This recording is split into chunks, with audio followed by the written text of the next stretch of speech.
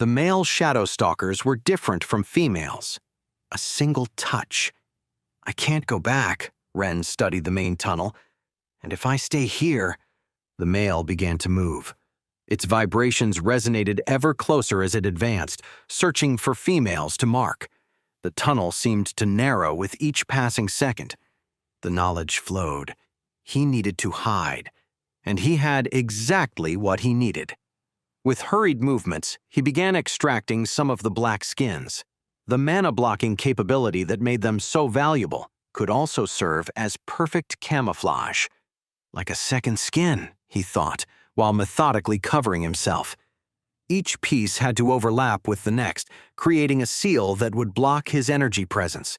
The knowledge flowed frantically. Males were territorial, aggressive, but also ritual-bound. Each step of their behavior followed a specific pattern. First the crystals, then the females nearest the entrance, then those at the bottom. The male moved among the sleeping females, marking its new territory. The invader growled in satisfaction. Its body gleamed with stolen energy as it turned toward the deeper chambers. Ren held his breath as the beast passed nearby, its senses completely focused on its domination ritual. The mushrooms sent him a warning sensation. Something wasn't right. The male stopped, its head turning slightly. A scent had penetrated the skin barrier. The captured female, the knowledge flowed urgently. The knot wasn't perfect, allowing a small leak of the dead creature's essence. The male turned completely, all its senses now focused on the anomaly. It began moving toward Ren, each centimeter of its advance increasing the tension with growing menace. The broken flare! Ren remembered his last possibility, fingers brushing against the device in his pocket. It wasn't just a signal. The crystal inside was designed to emit a pulse that the professor could detect from a significant distance. If he could alter the pulse's specific frequency and release it instantly through the opening. His mind raced through the calculations, each second precious as the male drew closer. Ren moved his hands and mana flow frantically, trying to modify the crystal's resonance before it was too late. The male approached with inexorable purpose. He wouldn't make it in time. The beast was so close that Ren could see energy patterns swirling in its eyes, the hungry glow of a predator that had detected something amiss in its new territory. When the male was almost upon him, Ren broke the flare. The crystal shattered, releasing a concentrated energy explosion.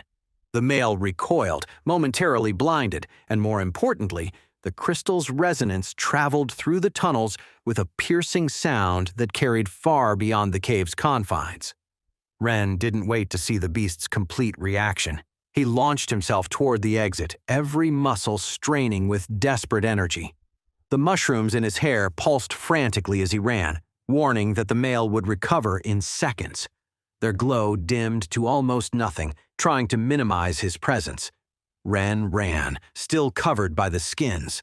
The male roared, and moments later began the pursuit, its fury overwhelming its interest in the females. The sound of its rage echoed through the tunnel system, promising terrible retribution. The roars made the cave walls vibrate with their intensity. The Shadow Stalker's fury was palpable. Its new territory violated, its ritual interrupted. The sound of its pursuit resonated ever closer, each echo a reminder of approaching doom. Too fast, Ren thought, while zigzagging between rock formations. The knowledge showed him the terrible truth. Males could move at incredible speeds when provoked. Another roar, closer still. Ren could feel the air pressure changing as the male drained mana around it, creating vacuum zones meant to slow its prey. Fortunately, his skin covering provided some protection and slightly confused the male's precise detection abilities. The cave exit appeared ahead, daylight beckoning like a beacon of hope.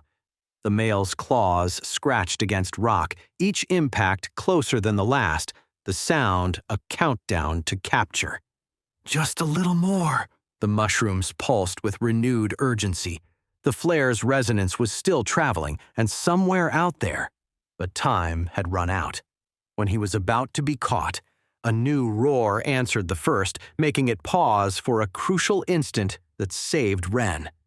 This one came from outside the cave, carrying a different fury, the territorial rage of the original male detecting an invader. Ren's plan with the flare had worked just in time. He threw himself to the ground as he reached the entrance, rolling into the black skins like a cocoon. Time seemed to slow as the two males met in what promised to be an epic confrontation. The invader emerged from the cave like a nightmare of power, its body glowing with stolen crystal energy. The original guardian landed before it, its own power obtained from the enormous bark stalker, manifesting invisible waves of mana that distorted the air between them. For a moment, both beasts evaluated each other.